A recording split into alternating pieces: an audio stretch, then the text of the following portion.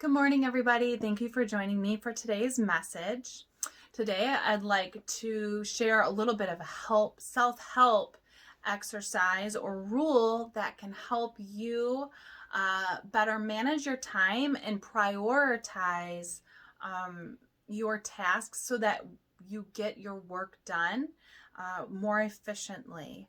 So, one of the rules that I teach my clients, and these clients usually are running their own business or in some kind of vein where they have a lot of tasks and a lot to manage, and they don't know how to balance it all. And so one of the rules that I teach them is the 80-20 rule. And what's really cool about the 80-20 rule is that it kind of becomes your excuse or your reason to schedule your time and be very picky and choosy about how you focus on what you want to get done for the day. Does that make sense? Like how do you schedule what you want to get done for the day? So the first thing they talk about before we even get into the 80-20 rule is multitasking. And by the way, this is the book right here. When I say they, it's the Relaxation and Stress Reduction Workbook. I just have it here because I want to read off a couple things. But so many exercises. This is the textbook that we used in school. It's a good investment if you just want it for yourself. Anyway, so they talk about multitasking and how this can kind of get us stuck.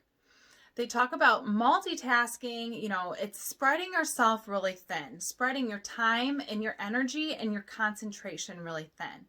If you spread, your concentration on 5 different things, that's 5 things that you are not doing to the best of your ability. These are 5 things that you, in a sense, are kind of half-assing. And that's why they really turn you away. They suggest to not multitask, to schedule what you need to do and get it done in that time frame that you gave yourself, so that you are giving your full attention to the task at hand. So then that way there is less errors. You're actually going to get it done most likely in a shorter amount of time because you have all of your focus on this one task. So you get it done, it's out and done, and you're on to the next task. And this is where I would say, if you do have to multitask for some reason, to then lean a little more on that 80-20 rule and the prioritizing, focusing your main attention on the high priority task. And then the second thing that you might have to work on is a very low priority or easy task that if you were to make a mistake or kind of rush through it, you can easily edit that mistake or go back through. It won't really have a high impact if you make a mistake on it. Okay, so now going into the 80-20 rule. They want you to focus 20% of your time for an 80% output or difference. And by doing so, you need to first start with prioritizing what's important and focusing your time and energy on getting that done, and then moving on to the next list. So I like to kind of use my business as an example because it's what I can talk about and what I know. So for me, my 20% time to that 80% impact is going to be my one-on-one time with my clients, right? I want to spend 1 hour and make a huge impact on a client rather than spending maybe 6 hours on something and having zero to low impact on somebody. And that might be, I like to use a task like data input. Like data input's really boring, right? And it takes a long time and it's just monotonous, and it's something that you have to do. You have to do it for your taxes. You have to do it, yada, yada, yada. So you know your expenses, you know where your profit lines are, all of that. But maybe this is something that you can delegate, or maybe this is something that can be lower on the priority list. And hey, we don't want to get in trouble with taxes, so obviously I'm not saying to ignore, but what's going to be more important is working with that one-on-one with my clients, and then maybe I do data input on the weekends while I'm watching a movie, where it's this low, where then I can do two things at once, right? And multitask. So 80-20 rule. So spend 20% of your time or effort or energy to get an 80%, a huge impact and output. And then conversely, like the data input, you want to stay away from spending 80% of your time, energy, whatever, into something that's only going to give you a 20% output. Like I said, the taxes and money, I mean, you have to for your, all of that, but delegate what's less important, or put it off to something that is less time sensitive, right? Like I got to make my client calls at their specific times. I can't just show up when I want to. That is more important. So that's higher priority. So there's 7 other, under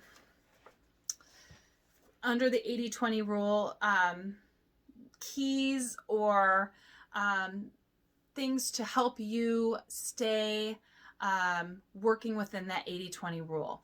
So the first key is to focus on your priorities. So always prioritize and focus on what is most important to least important. 2, be proactive, not reactive with your time. So the second one and the third one, the third one and the fourth one, plan your day and schedule your tasks. This is being proactive and not reactive with your time.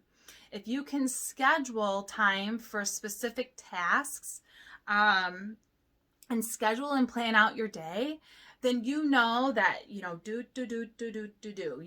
to do this and this and this, and this is how the day is going to go. And your anxiety doesn't really have any room to freak out.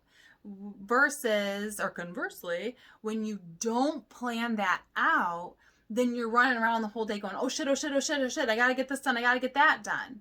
So this is where that 80-20 rule, maybe that 20%, that small percent where you take 5 minutes to schedule and plan out your day and your tasks, it's going to have that 80% output of then you're not anxious, you're not running around wondering, how am I going to get it all done? You're way more in control of the situation.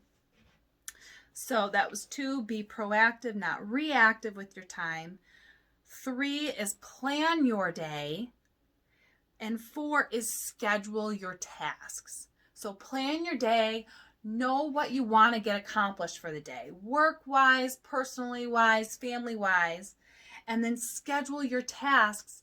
Try to then, okay, this time is for that, this time is for that, and schedule everything out so that you give yourself the time to do the work thing, to do the family thing and with your kids or your significant other, your pets. And then you are scheduling then your personal self-care time, your journaling time, your reading time, your workout time, your,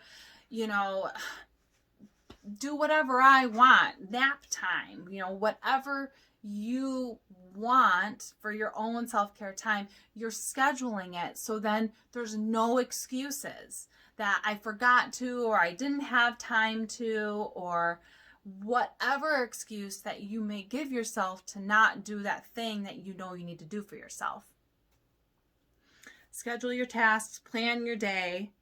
And number 5, schedule appropriate tasks to the time and the energy you have.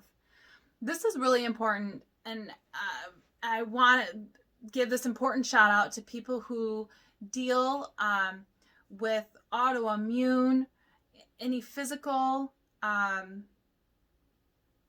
do I want to say? Physical aches and pains or difficulties that you have to work with. For me, I get migraines from my surgery. So that is when I have to give myself that grace that sometimes I don't plan on having a migraine, but when the migraine comes, then I have to reprioritize what's important, right? And that's going to be rescheduling, seeing clients and prioritizing laying in bed, with pillows on my head, and prioritizing, making sure I'm eating and drinking and making sure my son feels loved and know that mommy is okay. And, that then now my priorities are shifting. So schedule appropriate tasks to the time and energy you have. Sometimes you have plans for the day and then a migraine hits or an autoimmune disorder kicks in, and now you can't function the way you want to function. And that's frustrating, disheartening. It's everything. And then it's being okay with that and saying, okay, well, today I didn't get that done. I have a new day. I have a new day tomorrow. The weather will shift. That's for me. And then I feel a lot better. So, and scheduling that, what's appropriate for what you can actually do, and then dropping all the shame and everything else. You can't control that stuff. And if it is diet related, that is something you can control. And that is something that I really urge you to get into, looking into, to help you heal and be able to have more control over your life. When we have these autoimmune or physical issues, we feel out of control. So sometimes diet is that thing that we can control that helps to manage it better. Side note, but it's important, right? Been there, done that. Okay, so 6, don't procrastinate. Don't put things off. Stay to your schedule. Stay to your time frames so that you feel like you're in control of what is happening and going on in your life. It's just like going to a doctor's appointment and somebody, showed up 20 minutes late and then all the rest of the appointments are 20 minutes late. Don't do that to yourself. Don't do that to yourself. Stay on task, stay on time so that you're not putting stress on yourself that didn't need to be there, that you could have avoided. And then 7, don't be a perfectionist. I say it's better done than never. It's better done than never. Get it out there. Get it done. Push send. And then if you can go back and edit it later, or I don't know, whatever. Sometimes you just have to let go of perfection. And you sent and there's a typo. Damn it, right? You gotta let it go. Okay, because at least it was sent and it's done. It's checked off. And you are not going to get judged or belittled for a typo because we're all human. And if someone wants to judge you for that, then they got their own issues, okay? You don't need to worry about that. You just worry about you. So don't procrastinate and don't be a perfectionist. Just stay on task. Stay focused. What do I need to get done? What can I control? And then everything else you let go. Okay. Closing the book. I hope that helped. I know it's a little bit longer video than normal, but this is really important, especially going through for us in Michigan, another miniature shutdown, not quite as bad, but in these times when we don't feel we're in control of the things in our life, when we can turn and focus on the things in a healthy way, when we can focus on the things that we can control, it helps us feel centered, grounded, balanced, and our mental health is way less frantic and anxious because we know what to expect. We know what's coming. Just like with children, how you try to schedule and keep them, on some kind of schedule so they know what's happening next. We need that too as an adult, especially if we have anxiety. That child in us, we're saying, it's all right. We got this under control. We have choice and we can do this. Okay, I hope that helped. Take care, everybody. See you next video. Bye.